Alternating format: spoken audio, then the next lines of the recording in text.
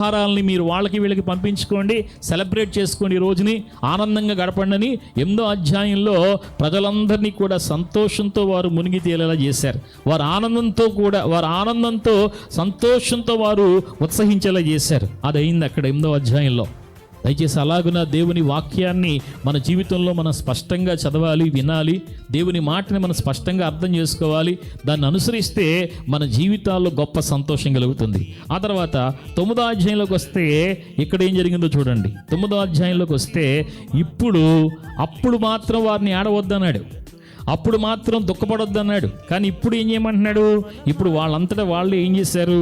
9వ అధ్యాయంలో చూస్తే ఈ నెల 24వ దినమందు ఇశ్రాయేలీయులు ఉపవాసముండి గోనె పట్టాలు కట్టుకుని తల మీద ధూళి పోసుకుని కూడి వచ్చిరి.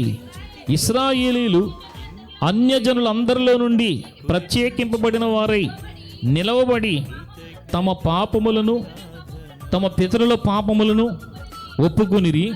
మరియు వారు ఒక జాము సేపు తాము ఉన్న చోటునే నిలవబడి తమ దేవుడని యెహోవా ధర్మశాస్త్ర గ్రంథాన్ని చదువుతూ వచ్చిరి. ఒక జాముసేపు తమ పాపములను ఒప్పుకొనుచు వచ్చిరి.